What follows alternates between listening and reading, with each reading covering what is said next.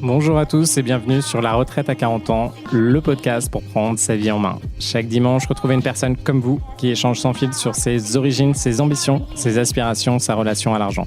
Je m'appelle Victor Laura, je suis l'expert français du frugalisme et du mouvement FIRE, Financial Independence and Retire Early, indépendance financière et retraite précoce. Retrouvez mon livre La Retraite à 40 ans, c'est possible aux éditions Larousse. Pour rejoindre le mouvement FIRE, c'est sur devenirfrugaliste.com. Il y a une communauté, des workshops et des outils.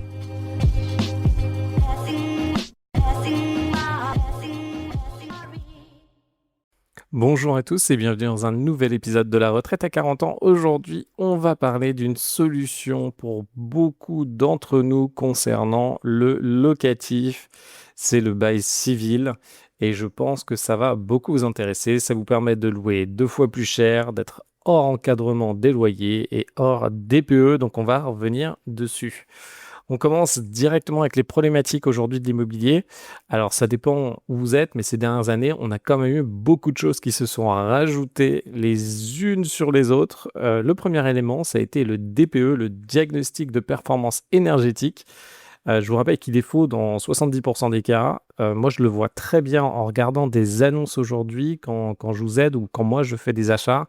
Je vois des annonces où il y a des DPE qui sont en D, des DPE qui sont en F, alors qu'en réalité, en regardant l'état du bâti, en regardant l'isolation, en regardant les équipements, en regardant l'étage du logement, on peut très vite se rendre compte que en fait, ce DPE, à mon avis, il est faux. Il y a beaucoup de libertés qui sont prises.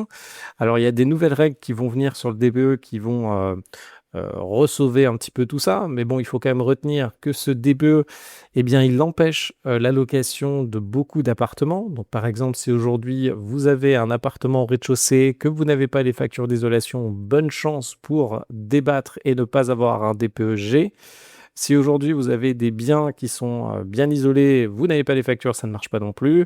Si aujourd'hui vous avez des biens qui potentiellement vous achetez un bien, on vous donne un DPE de meilleure qualité pour vous opposer à un gars qui a fait un DPE à un certain moment, bonne chance.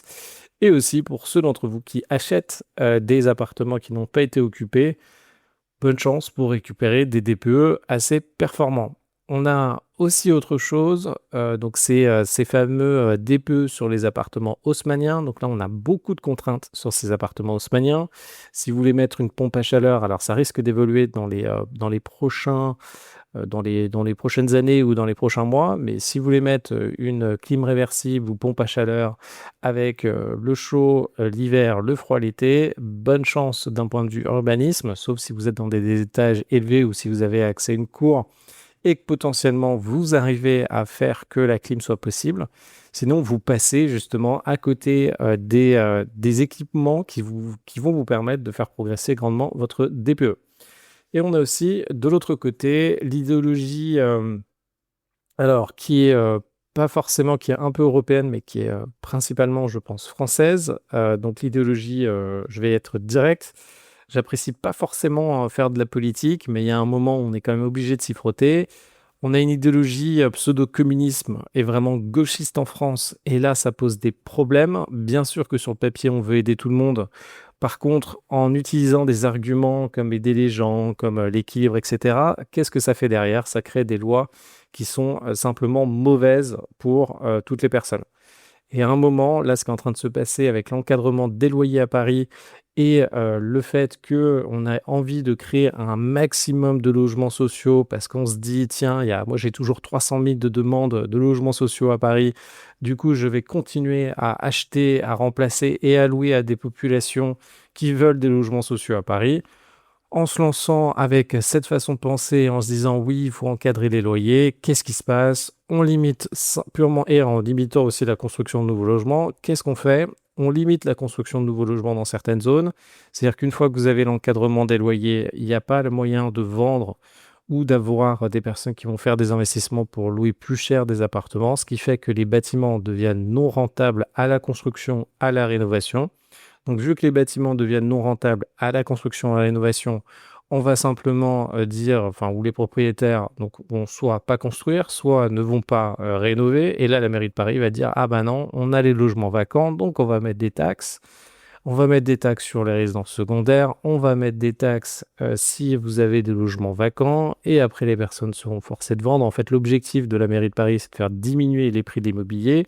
Et de l'autre côté, on va voir la mairie de Paris qui va se plaindre d'avoir moins d'argent des transactions immobilières parce que dans leurs objectifs, le prix de l'immobilier pour tabler en fait leurs revenus n'augmente pas assez.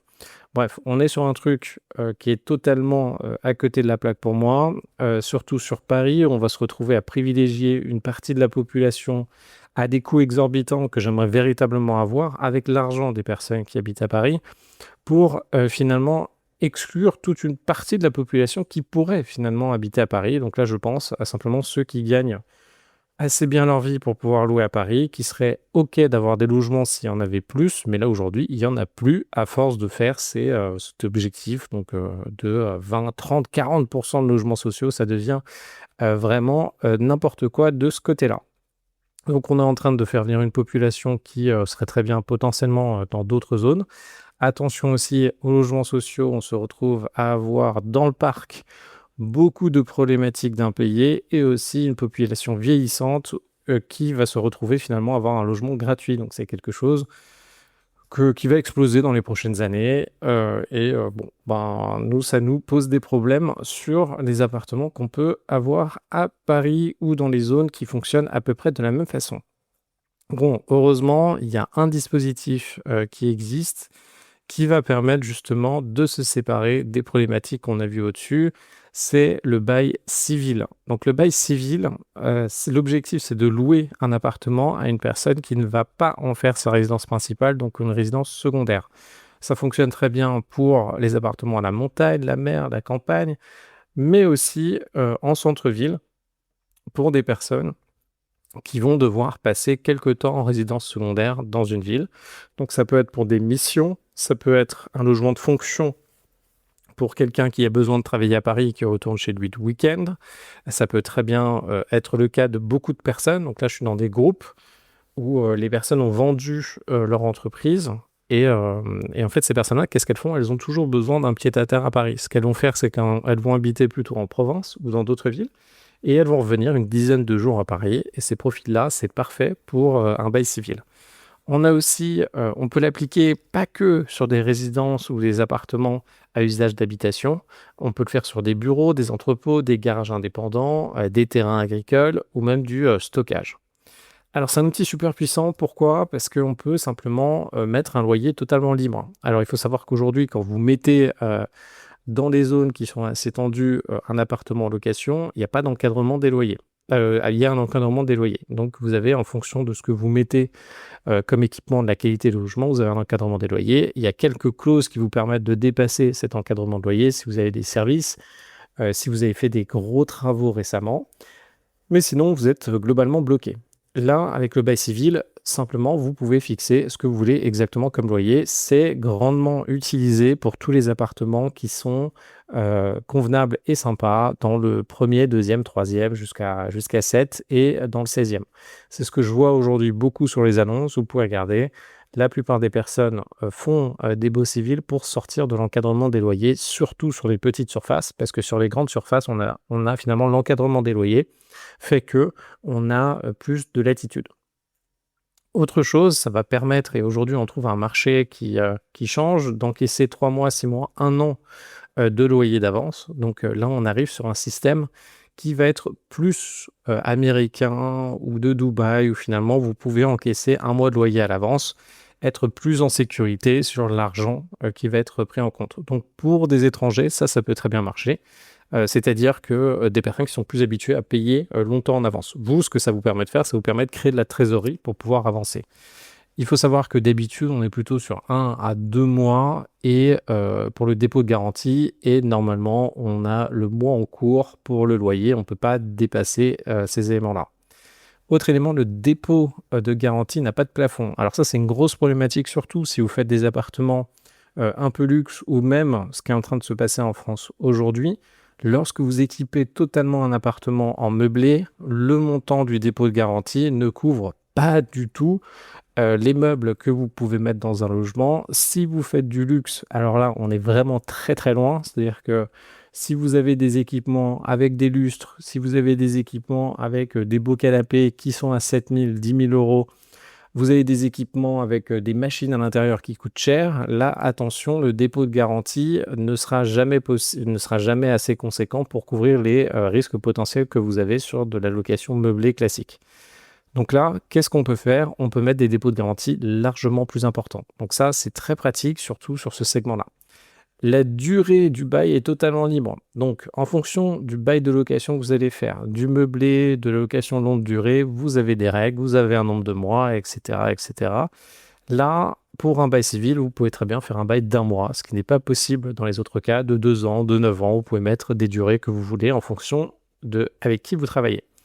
La résolution de plein droit, donc à la fin du bail ou en cas de non-respect des causes stipulées dans le bail, vous pouvez du coup récupérer le logement.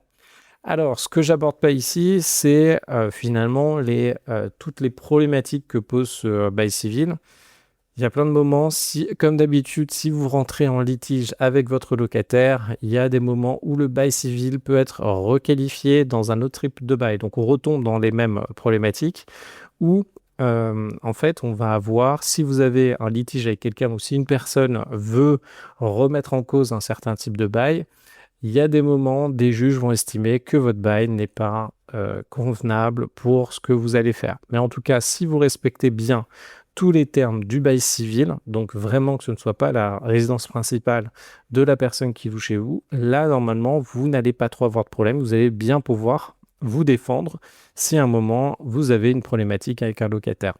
Mais attention, comme d'habitude, si un locataire s'amuse à transformer finalement la résidence, si un locataire veut en France, expliquer que pour X ou Y raison, il est obligé de prendre ce logement en résidence principale et se mettre dedans, il a quand même des chances de pouvoir gagner. Donc le plus important, ça reste toujours de bien repérer des bons locataires qui ne vont pas essayer d'utiliser leur pouvoir, qui est un surpouvoir en France, le surpouvoir des locataires, de nuisance pour des propriétaires. Donc comme d'habitude, essayez et trouvez des bons locataires qui vont bien vous intéresser. Je vous souhaite une très très bonne journée aujourd'hui. Vous avez la version un petit peu plus détaillée sur la newsletter firefrance.io qui est accessible ou .substack.com. Et je vous dis à très vite pour un nouvel épisode demain. Et sinon, passez de très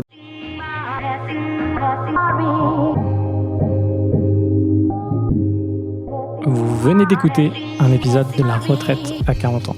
N'hésitez pas à en parler autour de vous, à vous abonner, à rajouter 5 étoiles et à mettre un petit commentaire. Ça nous aide vraiment beaucoup. Pour être informé des nouveautés, rendez-vous sur devenirfrugaliste.com. Une question, je réponds sur LinkedIn, Victor Lora, L-O-R-A. Et surtout, n'oubliez pas, vous êtes déjà au top. À très vite.